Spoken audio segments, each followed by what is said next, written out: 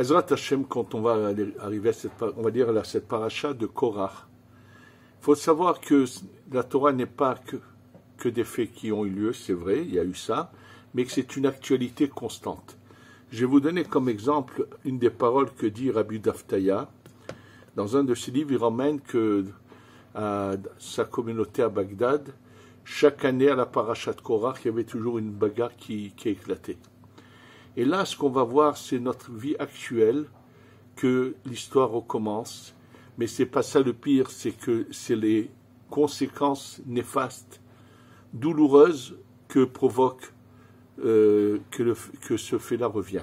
N'oublions pas que dans l'histoire de Korach, on va la revoir dans les détails. Il y a eu d'abord lui qui a été bien sûr enseveli dans la terre avec sa femme et d'autres familles qui sont ceux de Datan et Aviram, dont on va expliquer leur différence, et également qu'il y a eu ces 250 princes, pas des princes, c'était des gens qui étaient tous au niveau de devenir grands prêtres Kohen Gadol. C'était tous des gens du plus haut niveau du Ham Israël qui se sont présentés, qui ont présenté leur candidature pour être Kohen Gadol. Eux ont brûlé en premier, et ensuite les gens ont décidé de manifester contre Moshe et Aaron, et ça a provoqué la mort de 14 000 personnes, plus de 14 700 personnes, et si Moshe n'avait pas fait intervenir son frère Aaron pour qu'il arrête l'hécatombe, il y aurait eu un nombre inimaginable de morts. Alors, malheureusement, on va voir tout de suite qu'est-ce qui se passe actuellement par rapport, on va d'abord revoir les faits de ce qui s'est passé, et par rapport à cela, on va comprendre que l'impact de ce qui se passe aujourd'hui, que malheureusement, nous sommes, comme je vous l'ai déjà dit, nous sommes tous la réincarnation, le Gilgul du Dor Hamidbar. Oui, le Harizal le dit que depuis son époque jusqu'à la venue du Mashiach, toutes ces générations sont toutes le Gilgul du Dor Hamidbar. C'est-à-dire que nous sommes beaucoup plus concernés par ce qui s'est passé, puisqu'on est là pour réparer, donc on va se retrouver confronté à des épreuves semblables, et que si on ne sait pas les réparer, on va retomber dans les mêmes erreurs et de nouveau mal agir. Un des grands tzadikim, le Ismach Moshe, qui est un des grands admourim d'il y a plus de 100 ans, avait dit un jour à ses élèves, lui savait qu'il était à l'époque de l'histoire de Korach et Moshe. Il n'a pas voulu leur dire dans quel camp il était, mais il a fait comprendre qu'il est venu sur terre, c'est pour réparer. Donc on est là vraiment devant un problème qui nous cause beaucoup de malheur et de tort, et il faut savoir avant tout qu'à chaque fois qu'il y a une machloket, il n'y a pas de gagnant, mais il n'y aura que des perdants. Dans toute machloket, il n'y a pas de gagnant, il n'y a que des perdants. Je peux vous le dire que combien de fois j'ai vu de mes propres yeux, et ça a été le cas d'une communauté à Yerushalayim qui avait commencé d'abord dans un lieu assez restreint. C'était organisé un groupe de gens, ils avaient formé leur synagogue, leur communauté, et avec le temps, ils avaient obtenu l'autorisation de construire au-dessus d'un jardin d'enfants. Et ça, c'était devenu vraiment quelque chose de très beau. Il existe encore ce Beth Knesset, mais à un moment donné, malheureusement, il y a eu quelqu'un qui malheureusement lui aussi n'est plus de ce monde, qui a, à la suite d'une mauvaise interprétation avec quelque chose qu'il a vu, il s'est passé des choses, on ne connaît pas les détails, a démarré une machloket. Baruch Hashem, Akadosh Baruch Hu m'a protégé et je me suis retiré très vite de là-bas. Je suis allé ailleurs et j'ai été, à chaque fois que ça a explosé, j'étais plus là.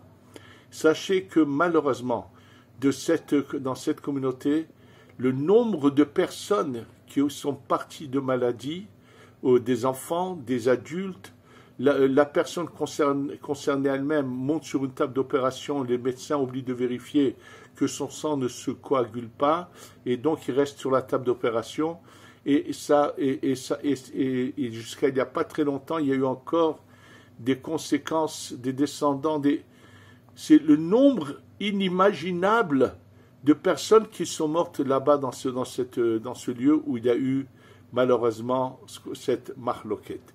Sachez que c'est néfaste, c'est la pire des calamités, c'est lorsqu'il y a une marloquette, il faut mieux se retirer. Et pareil, si dans une maison, dans un couple, il y a une marloquette, c'est terrible aussi, il faut le savoir. Et donc, savoir mieux se sauver, s'écarter, se taire, faire de tout pour éviter d'être dans une marloquette. Alors, on va revenir au sujet de Moshe Rabbeinu et de Korah, parce qu'il faut d'abord savoir les faits, comment se sont-ils passés, pour ensuite comprendre comment nous sommes actuellement en train de revivre quelque chose de semblable. En fait, il y a deux catégories de personnes qui vont aller se battre contre Moshe Rabbeinu. Deux catégories. D'un côté, il y a Dathan et Aviram. Eux sont des gens sans aucune culture de Torah, des gens qui cherchent à tout prix à combattre. En fait, c'est une manière de rejeter leur judaïsme. Ils ne veulent pas accomplir ce que la Torah et les mitzvot. Donc, en s'attaquant à Moshe, c'est une manière de s'attaquer à Hachem, à Dieu en personne. Oui, absolument. Et malheureusement, donc ça c'est une catégorie de personnes, mais de l'autre côté, il y a une autre catégorie de personnes qui, malheureusement, sont des gens très, très érudits. Korah est un des grands de la génération. C'est quelqu'un qui a entendu tous les cours de Moshe Rabbeinu, qui les connaît, et dès que son honneur a été touché, il a décidé, il a réussi à convaincre pratiquement presque tout le monde de le suivre. Beaucoup l'ont suivi, en affirmant que Moshe invente des choses qu'il ne les a jamais entendues. La preuve, et c'était quelqu'un malheureusement de très... Il voyait quelque chose de grand. Lui, il a vu beaucoup de choses, de signes qui montraient qu'il était un grand personnage. Et donc, il n'a jamais admis qu'il n'avait pas été nommé à un certain poste et que c'est son cousin plus jeune qui a été nommé. Et malheureusement, il a décidé d'aller dans ce combat. Donc, on est devant deux catégories de personnes qui se battent. Et sachez que c'est exactement ce que l'on vit actuellement. Et comme me l'a fait remarquer quelqu'un il y a peut-être 2 ou 3 mois de cela, j'étais quelque part et on a parlé, quelqu'un m'a dit, écoute, à chaque fois qu'il y a eu ces manifestations en Israël de gens qui ont voulu combattre par la force, il s'est passé des malheurs. Il m'a dit, à la veille de la guerre de Kippour, donc avant 73, moi je n'étais pas en Israël, mais je me souviens de cela, il y avait eu un mouvement qu'on appelait les Panthères Noires, qui s'était soulevé en Israël, un mouvement de gauche, qui, sous le désir de défendre le droit d'une partie de la population qui se sentait lésée, qui étaient certaines d'origine séfarade qui se sentaient lésées, sont allés dans un combat. Et malheureusement, juste après, il y a eu cette guerre de 73, la guerre de Kippour.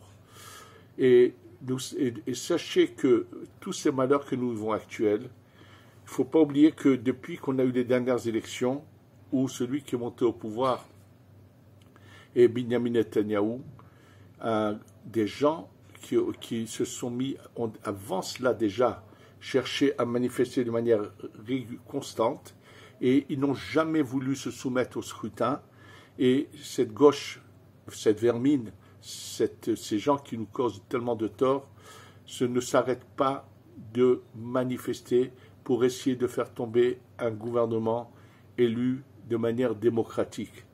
Et malheureusement, en fait, c'est des gens qui sont, la plus grande partie d'entre eux sont animés par un envie de rejet de tout ce qui pourrait être la Torah, mais ils le manifestent pas directement, mais en manifestant contre ceux qui dirigent. Et comme dans l'actuel gouvernement se trouvent ses alliés sont des partis religieux, c'est une manière de les combattre aussi. Et donc, toutes ces manifestations qui sont tout faites par la force, sachez que c'est contre les principes de la Torah. Quand je dis que c'est contre les principes de la Torah, hein, je vais vous dire ce à quoi je fais allusion. Le Chafetz Chaim, tout le monde sait qui était le Chafetz Chaim avant la Shoah, ce grand tzaddik, cet homme saint qui a laissé des enseignements fabuleux, qui était la perfection même en tout point de vue. Un jour, dans sa communauté, avant la Shoah bien sûr, en Europe, il rentre dans une synagogue, il voit qu'on est en train de prendre des gens, de quelqu'un, et on est en train de le frapper. Alors il est choqué de bon matin. Et qu'il y a quelques personnes qui attrapent une personne et lui donnent des coups. Alors il les arrête et leur dit, mais qu'est-ce qui se passe? Ils lui ont dit, on l'a attrapé en train de voler dans les troncs de la tzedaka de où on met les pieds. Alors il les arrête et leur dit, attendez, vous faites une erreur.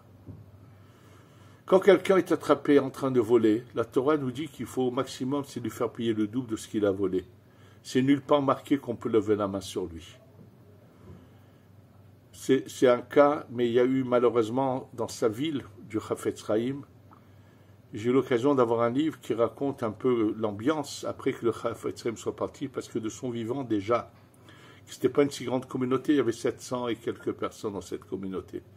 Et malheureusement, il y avait deux Chevra Kadisha, donc il y avait une ancienne Chevra Kadisha qui s'occupait des morts, une nouvelle s'était fondée, et il a commencé à y avoir entre eux une bagarre, et un Shabbat, le Chafetz Chaim est allé rassembler tout le monde. Il leur a dit, moi je sais que je suis pas arabe, je suis rien du tout. Mais au ciel, on va me dire, sache une chose, qu'aux yeux de la communauté, j'étais considéré comme un grand personnage arabe. Et comment il s'est mis à pleurer à chaudes larmes, comment tu as pu laisser qu'une marloquette continue comme ça. Et donc le Chafetz Chaim, quand ils l'ont vu pleurer, ils ont tout de suite fait la paix entre eux. Donc il a tout fait pour éviter ce genre de choses. Et lorsque j'ai eu l'occasion d'avoir un livre d'un membre, d'un des seuls survivants de cette communauté qui a été pratiquement totalement exterminée par les Allemands, il est dans le livre qu'il écrit, il raconte au jour le jour ce qui se passait. Et malheureusement, dans le milieu religieux, que les désaccords se passaient par des bagarres à la synagogue. Il y en a un qui montait sur le lieu où se trouve le ministre officiant et commençait à hurler sur ceux qui s'opposaient à lui. C'était une manière qui est contraire au chemin de la Torah. Il faut savoir qu'il y a plusieurs choses. On peut avoir des divergences de point de vue, mais on doit rester dans le respect et jamais arriver à la bagarre, ni aux manifestations quelles qu'elles soient. Ça n'a toujours donné que des résultats néfastes et c'est mauvais, c'est contraire. C'est ce qui s'est passé à l'époque de Korach. Alors, comme je vous dis, il y avait ces deux catégories. Et donc, d'un côté, Dathan et Aviram, qui sont cette basse classe qui ne connaissent absolument rien, qui cherchent juste la bagarre, c'est toute cette catégorie d'individus qui, tous les samedis soirs, et qui manifestent sans cesse ici en Israël, qui renforcent nos ennemis par leur manifestation, qui veulent imposer leur point de vue. Je les comprends, il y en a quelques-uns, ils ne sont pas nombreux, à être touchés par ceux qui se trouvent encore prisonniers chez le Hamas, mais la grande majorité n'est pas concernée. Défense, entre guillemets, veut se battre pour qu'on fasse revenir ces pauvres malheureux qui ont été kidnappés au début de cette guerre dans laquelle nous sommes actuellement. Mais leur manière d'agir, sachez qu'elle n'est pas la bonne et que c'est contraire à la Torah et que ça renforce nos ennemis. Et il faut que vous sachiez que Hachem ne supporte pas qu'il y a ce genre de bagarre dans l'armée Israël. Donc ça, c'est cette catégorie. Maintenant, je vais passer à une autre sorte de catégorie de personnages qui ont décidé qu'ils doivent à tout prix imposer leur point de vue par la force. Même si ce n'est pas le point de vue de l'ensemble du Ham Israël, malheureusement, ça se passe depuis pas mal de temps. Je ne parle pas de cette catégorie d'antisémites avec des barbes qui s'appellent ce mouvement, cette secte qui s'appelle les Netori Karta, qui sont nos plus grands ennemis. qui préfèrent, qui préfèrent les Arabes au peuple juif, qui seront prêts à tout pour détruire l'État d'Israël. Et quand je dis ils sont prêts à tout, j'ai eu l'occasion de voir un d'entre eux qui n'est plus de ce monde, Shem Reshaim Yirkav, qu'il est en train de plier là-haut, un certain Moshe Beck, qui un jour, dans ma jeunesse, j'ai eu l'occasion de voir, d'entendre avec des gens avec qui il parlait, la haine qui sortait de cette bouche pourrie.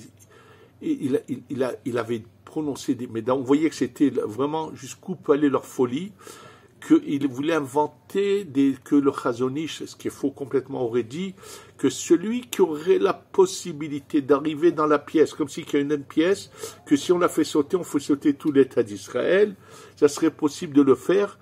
Regardez jusqu'où peut aller la haine qui est en eux, prêt à tuer des millions de Juifs juste pour que leurs idées, qui sont complètement fausses, comme j'ai l'occasion déjà de vous le prouver, que tout est basé sur des déformations de texte et qui n'ont rien compris à l'histoire, ça j'en parle même pas. Eux c'est vraiment, ils sont là constamment, c'est des gens qui, celui dont je vous parle, lui et sa clique, n'a eu aucun scrupule à aller en Iran et à serrer la main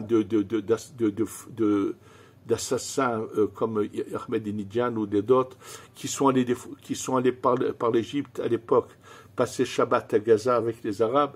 Ce sont des gens qui ont une haine et en fait ils font partie de cette catégorie du Erev Rav. Oui, il faut savoir que le Erev Rav, il a plusieurs apparences et une des apparences c'est ce look religieux. Il faudra, comme quelqu'un me l'a demandé, que je vous revienne en détail qui était ce Erev Rav qui se trouvait dans le désert après la sortie d'Égypte. Ce sont ces Égyptiens convertis. Et donc ces gens-là, eux, c'est vraiment une haine, mais sans limite.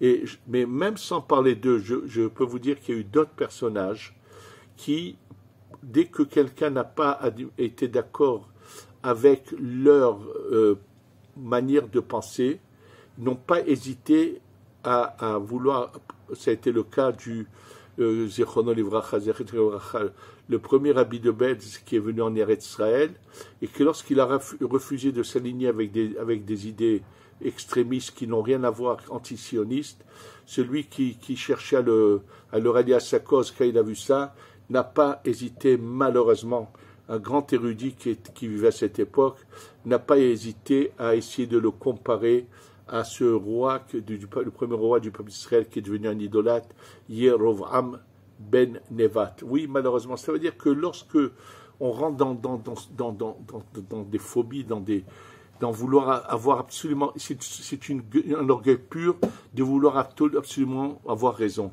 Ça a été récemment encore d'autres personnages qu'on n'a pas voulu, par exemple, Rav Steinman avait décidé de ne pas les nommer comme appartenant à ce rassemblement de grands d'Israël, et ont tout de suite fait, malheureusement, leur secte à eux, leur clan à eux, où c'est que la force qui est utilisée, où eux-mêmes entre eux se battent, et sachez que le pire, c'est que ces gens-là qui se prennent pour soi-disant des grands, il y en a un parmi ce groupuscule dont je vous parle, et ils ont donné un nom à leur secte. Ils l'ont choisi dans la paracha de Korach. Ils se sont même pas rendus compte que ce qui est marqué dans la traduction en araméen, le début de la paracha, correspond tout à fait à leur mouvement. Et sachez que ces gens-là, qui se prennent pour, on pourrait dire entre guillemets, des rabbanim, sachez que ce sont des gens animés par la haine. Et j'ai eu l'occasion personnellement, il y a un grand nombre d'années, il y a peut-être plus de 20 ans de cela, de le voir de mes yeux sur un de ceux qui appartiennent à cette secte. Il y a peut-être une vingtaine d'années approximativement, des Juifs français qui avaient fait leur aliyah, que je connaissais depuis la France très bien, j'avais très bien connu. On était très très proches, des gens très bien, vraiment orthodoxes, avec de la moralité, avec tout ce que vous voulez. Et sont arrivés donc ici à Yerushalayim, se sont installés dans le quartier de Beit Vagan. Et lorsque leur fille devait rentrer dans une école, donc ils avaient à côté de chez eux cette école qu'on appelle Bet Yaakov, ce sont les écoles orthodoxes pour les filles, ils ont cherché à faire entrer leurs filles là-bas. Et lorsqu'ils sont allés chez la directrice, elle leur a dit, moi, comme ils étaient séfarades, elle leur a pas dit, vous êtes séfarades, je ne veux pas de vous. Elle leur a dit, moi, je ne décide de rien. Celui qui décide pour moi, c'est tel Rav qui habite Beit Vagan. Et je vous dis, aujourd'hui, il manque de cette secte qui est mentionnée dans le Targum du début de la paracha. Et ils ont vraiment choisi leur nom comme il faut, cette catégorie, ce clan. Et donc, lui qui est aujourd'hui membre là-bas, il a été à ce moment-là le Rav de cette directrice. Donc, eux étaient persuadés que ce qu'il fallait leur prouver, c'est qu'eux sont de bons juifs orthodoxes, respectables et tout, et qu'il fallait tout simplement que quelqu'un vienne parler au Rav. Donc, ils se sont adressés à moi. Est-ce que je suis d'accord de venir parler au Rav? Je dis, mais bien sûr. Il avait une heure précise où il recevait, c'était le dimanche matin très tôt.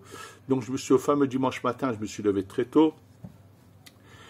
Et j'arrive au rendez-vous, et quand je rentre chez cet énergumène, chez ce pauvre type, je me présente, je lui dis, voilà, je suis Roche Collège, j'ai ça et ça. Je lui ai dit où j'ai étudié, qui je suis, et pour lui expliquer que je viens parler de ces gens-là, je les connais personnellement, et j'explique qu'ils sont des gens comme il faut. Et qu'est-ce que trouve cet énergumène à me dire? Peut-être que tu devrais ouvrir une école pour les filles séfarades. J'étais choqué. D'abord, cet orgueilleux qu'il est, si j'étais venu lui demander ce que je dois faire dans la vie, il pourrait me dire ce que j'ai à faire. Ce n'était pas le cas. Comment peut-il décider que cette fillette, parce qu'elle est séfarade, n'aurait pas d'accès à cette école? Et pour se débarrasser de moi, c'est ça l'argument qui me dit, peut-être tu ouvres une école. J'avais envie de lui dire pourquoi. Son sang n'est pas un sang juif, il n'est pas autant sang juif que ce qui coule dans tes veines. Et je suis reparti, donc ils l'ont jamais accepté. Il fallait que tous les jours cet enfant aille depuis Beit Vagan jusqu'au centre-ville dans une autre école, où là-bas on n'était pas raciste comme cette école de Beit Vagan, qui était dirigée par un raciste. C'est lui qui donnait les ordres à la directrice, qui elle-même était une raciste, mais qui se cachait derrière lui. Alors, on revit comment ces gens-là, avec leur attitude, font que malheureusement, ça nous cause du tort, et on ne finit pas avec une guerre terrible et très dure.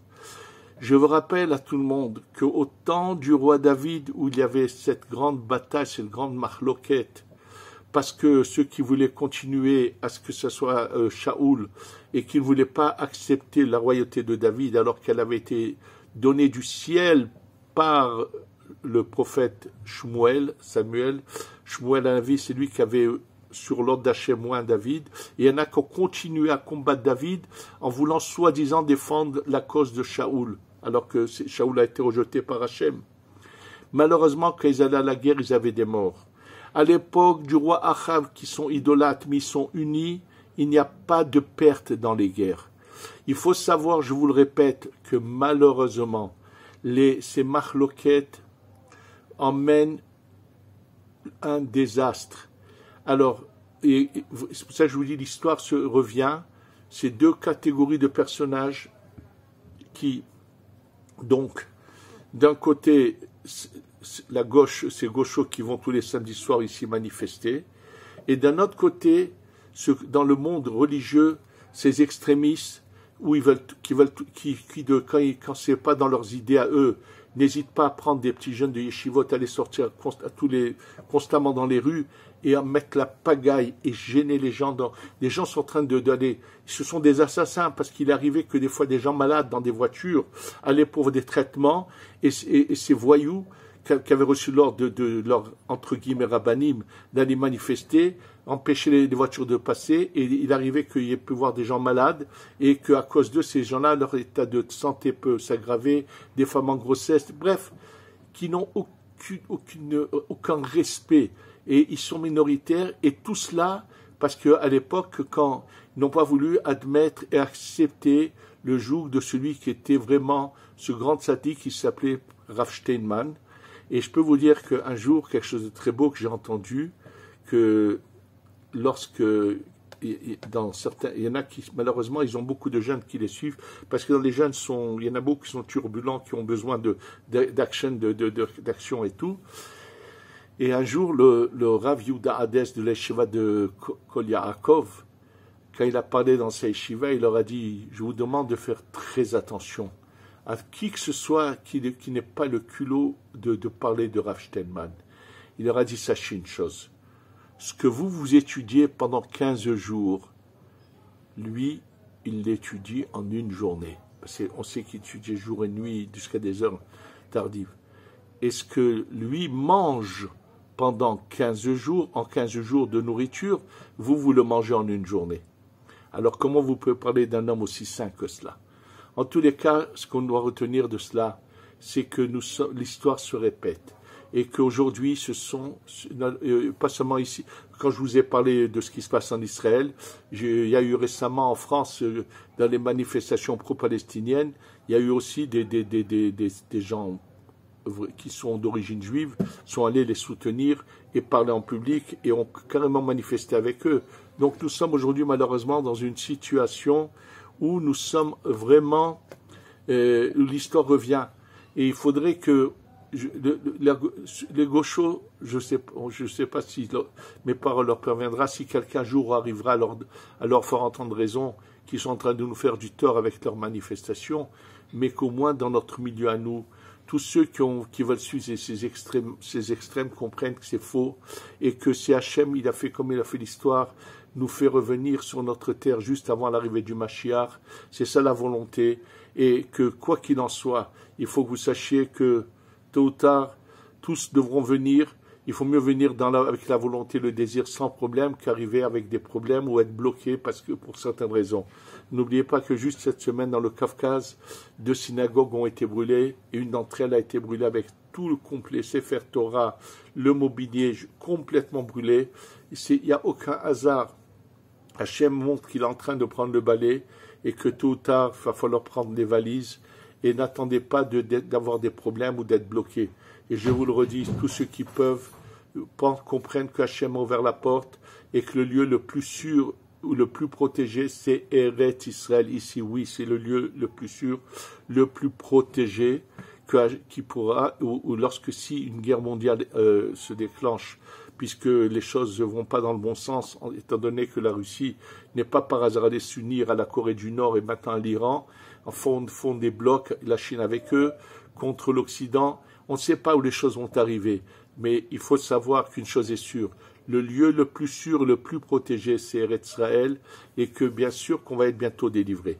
Après vous avoir expliqué tout ce mal que fait la Mahloket, je voudrais vous terminer par une histoire positive qui montre tout à fait l'inverse du bien de la bénédiction qui peut venir quand on évite la Mahloket. Et là, pour cela, je voudrais vous raconter, je sais que dans certains cours, il y a longtemps, j'ai eu l'occasion de vous le dire, mais je vais vous le répéter. Il y a eu dans le monde de la Chassidoute des élèves du Baal Shem Tov, celui qu'on a appelé le Maguide de Koujnitz. Rabbi Israël de Koujnitz, auteur d'un grand nombre de livres, parmi eux le Avodat Israël sur les fêtes et la Torah, très beau livre avec tellement de savoir dans tous les domaines de la Kabbalah, le Pshat. C'était un saint très connu, le Maguide de Koujnitz a été très connu dans le monde de la Chassidoute. Il était en Pologne et sachez que les princes polonais non-juifs allaient le voir pour lui demander des brachot. Tout le monde savait que c'était quelqu'un qui était capable de changer les mauvais décrets en bons décrets. Oui, le Maguide de Koujnitz a eu le pouvoir de faire, il a sanctifié le nom d'Hachem. C'était dans toute la Pologne, on savait qu'il y avait un saint chez les Juifs qui pouvait guérir, qui pouvait tout faire. Comment il est né, et c'est là que vous allez voir que éviter la Mahloket, ce que ça peut donner. Alors l'histoire se trouve dans la préface d'un de ses livres. Un vendredi soir, le Baal Shem Tov, le vendredi soir après son repas, avait ses élèves intimes qui venaient tout de suite après leur repas, venaient chez lui, et il leur disait des paroles de Torah sur la paracha. De manière, il y avait tout un groupe de gens qui habitaient pas loin du Baal Shem Tov, qui allaient régulièrement comme ça après leur repas de Shabbat, avant d'aller dormir, venaient d'abord chez lui, et il leur disait des divrei Torah sur la paracha.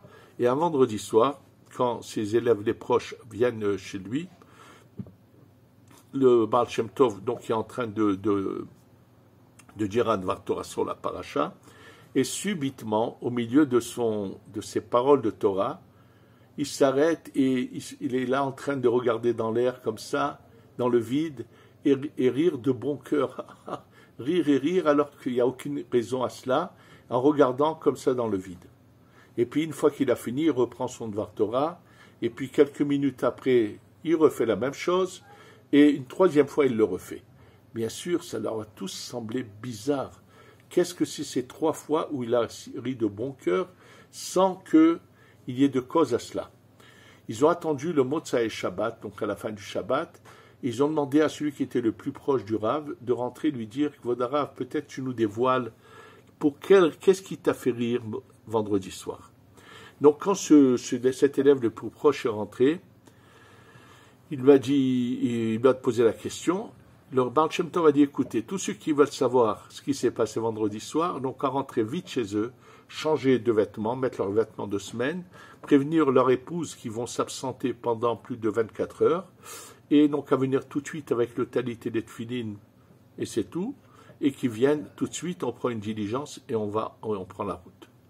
Donc il a fait savoir, et tous ceux qui pouvaient ont décidé de se joindre au Baal Shem Tov, et une diligence est venue, et elle a pris la route, et le Rav a dit, le Baal Shem Tov a dit au cocher, laisse tes chevaux aller. Pendant toute la nuit, les chevaux allaient en route, et au matin, ils sont arrivés dans la ville de Koujnitz. Bon, en arrivant vers le matin, très tôt, il fallait d'abord se reposer, se laver, faire la tefila, et le Baal Shem Tov est allé chez quelqu'un qui avait vraiment une très belle demeure, avec des grandes chambres, avec tout ce qu'il fallait, qu'il connaissait déjà, le Baal Shem Tov, quelqu'un qui, lorsque le Baal Shem Tov passait par sa vie, il était heureux de le recevoir et lui donner de l'aumône, de l'argent avec générosité. Quand arrive le Baal Shem Tov, il est tout content de le voir avec ses élèves, il leur prépare tout de suite une grande pièce où ils se préparent, ils se lavent, ils font la tefila, il leur sert le petit déjeuner, et ce monsieur lui dit, Voda Rav, tu veux que j'aille chercher les gens riches de la ville pour qu'ils te donnent de leur, ce qui t'aide? Il lui a dit, non, je ne suis pas venu pour ramasser pour les pauvres ou quoi, je suis venu pour une mission précise, je n'en ai pas pour longtemps, tu vas aller me chercher un vieux couple qui habite ici, Rab Shabtai Korer, Rab Shabtai, le relieur de livres. Alors il dit, ah oui, Voda Rav, ces pauvres-là, c'est malheureux, oui, ceux-là, tu veux que tu vas me les chercher. Bon, il ne comprend pas pourquoi, mais il y va. Il arrive dans une petite maisonnette où il y avait un couple qui n'avait pas d'enfant. Et il dit à ce Rab Shabtai Korer, écoute, le Baal Shem Tov est chez moi, avec sa femme. Il avait chez moi, il veut que toi et ta femme vous veniez. Ce vieux-là, il se demande qu'est-ce que le Baal Shem Tov peut bien lui vouloir. Il est surpris, mais il vient, il marche. Et quand il rentre, il est gêné de voir le Baal Shem Tov avec des rabbanim, ses élèves qui sont à côté de lui. Et là, le Baal Shem Tov lui dit, bonjour Rab Shabtai, je voudrais que tu nous racontes ce qui s'est passé vendredi chez toi et vendredi soir. Il est tout de suite gêné, il ne sait pas où se mettre, il tourne la tête, il dit, Voda Rav, si j'ai mal agi, dis-moi-le. Il lui a dit, mais pourquoi tu as cette idée-là? Tu n'as fait aucun mal, au contraire, ce que tu as fait, tu vas le savoir tout de suite, était fabuleux, et je te demande de ne pas être gêné, mais crois-moi que c'est important et tu verras que ça vaut la peine de raconter ce qui s'est passé. Comme le Rav lui a ordonné de raconter et qu'il n'avait pas le choix, il a raconté. Il a dit, moi toute ma vie j'ai été relieur de livres. C'était un bon juif pratiquant qui étudiait aussi la Torah et tout. Il dit, ces dernières années, comme j'ai vieilli, je ne fais plus le même travail qu'avant. Beaucoup vont chez des jeunes qui font ça, et petit à petit, mes revenus ont baissé, et ce vendredi, on arrive à une situation où on n'avait pas de quoi faire Shabbat, juste un peu de pain, de l'eau, mais ni d'acheter des bougies pour Shabbat, ni du vin, ni des aliments, peut-être un ou deux légumes, mais sans plus. C'était pas, qu'en général, c'est jamais fait comme ça Shabbat. Mais comme de ma vie entière, j'ai jamais reçu d'aumône, j'ai demandé à ma femme vendredi matin, je lui ai dit, écoute, j'ai tout fait avant pour essayer d'avoir un peu d'argent. Il n'y avait pas. Je lui ai demandé qu'on n'en parle à personne, que je ne veux recevoir d'aumône de personne. Et qu'elle me promette de n'en parler à personne. Parce que c'est sûr que si les voisins ils avaient su, ils nous auraient aidés. Et elle m'a dit d'accord. Et donc, comme j'avais rien à faire, je suis allé au mikvé, je me suis changé. Et je lui ai dit, je vais aller carrément au Beth Knesset, à la synagogue, me mettre à étudier jusqu'au soir, jusqu'à la prière de l'entrée de Shabbat. Et je l'ai prévenu qu'après la prière, je viendrai un peu plus tard, parce que je ne voudrais pas qu'en revenant, les gens voient qu'il n'y a pas d'éclairage dans la maison, par les fenêtres, ils habitaient au rez-de-chaussée. Et ils me posent des questions, alors je reviendrai un peu plus tard, donc seul. Je lui ai dit d'accord. Et elle, en restant à la maison, voyant que il n'y avait pas de cuisine à préparer, elle a voulu quand même donner un aspect de Shabbat à sa maison. Elle s'est mise à ranger cette petite maisonnette, surtout cette salle à manger dans laquelle elle vivait, avec sa cuisine, essayer de la ranger bien, de nettoyer, de mettre de l'ordre dans les choses, qui ait au moins une allure d'apparence de Shabbat par rapport à comment les choses étaient arrangées. Et donc, en voulant faire de l'excès de zèle, de vouloir tout arranger, tout mettre, en poussant certaines choses pour les mettre de côté, pour que ça ait une belle allure, en poussant tout d'un coup, elle voit quelque chose qu'elle tire, et elle retrouve des gants qu'elle avait reçus dans sa jeunesse, quand elle s'était mariée avec des boutons en or, et qu'elle avait perdus, et voilà qu'elle les retrouve. Qu'est-ce qu'elle fait, cette femme? Elle prend tout de suite les boutons en or, elle va chez l'orfèvre, elle lui vend, et elle reçoit une bonne somme d'argent, et bien sûr, elle se dépêche de préparer un vrai Shabbat. Elle achète même des bougies plus grandes, puisque son mari va revenir plus tard, et elle prépare un beau Shabbat avec les chalotes, le vin, le poisson, tout ce qu'il faut. Voilà que lui, quand il termine, tout le monde est parti de la synagogue, il est le dernier, il marche doucement pour pas qu'il se retrouve avec quelqu'un qui l'accompagne et qui voit qu'il n'y a pas la lumière chez lui, rentre doucement, et puis de loin, il dit, je vois de la lumière dans la maison, je vois qu'il y a des bougies qui sont allumées, je ne comprends pas, je me dis, oh là là, j'étais persuadé que ma femme n'avait pas tenu parole, et j'étais meurtri au fond de moi, puisque je lui avais demandé, elle m'avait promis de ne pas demander d'aumône aux voisins, et que je ne voulais pas de prendre de l'aumône de qui que ce soit. J'étais dans tous mes états, j'avais envie de rentrer et de lui faire un scandale. Mais je me suis retenu. Et j'ai dit, c'est Shabbat, et puis je dois me taire, je ne dois pas réagir. Donc, j'ai décidé de ne pas dire, mais j'avais au fond de moi de la souffrance, envie de pleurer.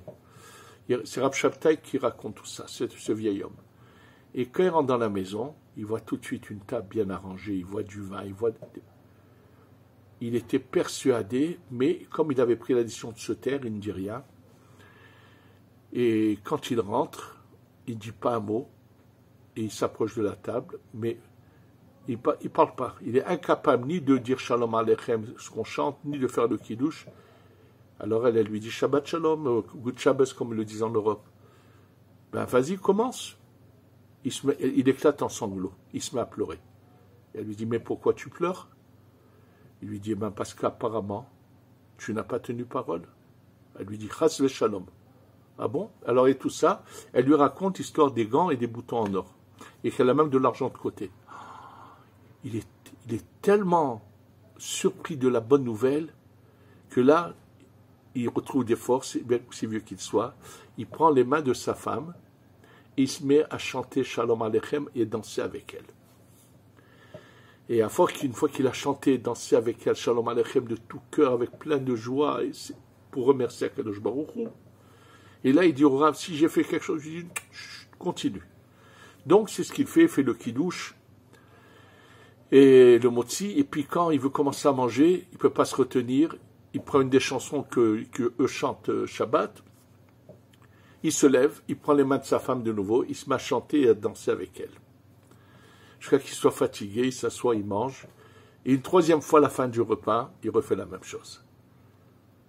Alors le Baal Hashem Tov lui dit, écoutez bien tous, au moment où lui a dansé et chanté avec sa femme, j'ai vu de moi, depuis la ville où je suis, les anges du ciel descendent, vous ne pouvez pas vous imaginer que les anges sont tous descendus voir cette joie, c'est qu'il y avait une grande joie dans le ciel, et à chaque fois que je riais de bon cœur, c'est quand je les voyais danser et chanter ensemble, la joie que ça a provoqué dans les cieux. Donc il lui a dit, tu as bien fait, il l'a béni, il appelle la femme. Il lui dit, tu es une vieille femme, qu'est-ce que tu voudrais, un enfant ou bien vivre dans la largesse jusqu'à la fin de ta vie? Elle répond, combien il lui reste à vivre? Peut-être 5 ans, elle était déjà très âgée cette femme. Elle dit, bien sûr qu'elle voudra un enfant. Il lui dit, elle aura un enfant. Mais sachez une chose, cet enfant, vous allez l'appeler en mon nom Israël. Et effectivement, ils ont eu celui qui s'est appelé plus tard le Maguide de Koujnitz. Comme elle était bien sûr vieille et lui était aussi un vieux, cet enfant est né très chétif et au milieu de sa vie, il était souvent alité avec des pots de lapin pour le chauffer, puisqu'il avait un corps quand même chétif. Ça a été un miracle. Comment est né cet enfant? De le fait que ce Rav Shabtai Korer a évité la marloquette. Il a eu des descendants jusqu'à aujourd'hui à Tel Aviv, il y a un descendant à lui qui est le rabbi de Koujnitz. Et regardez, s'il n'avait pas su se surmonter qu'il y a eu une marloquette, il aurait perdu tout cela. Face à Hachem, que tous ceux qui n'ont pas encore compris qu'il faut arrêter de se battre et d'avoir des idées souvent faussées sur lesquelles ils sont en train d'aller par la force pour les imposer, arrêtent. Et qu'on ait la Géoula Shlema chez Tavo, Bimera, B'Yamenu, Amen, Ve'Amen.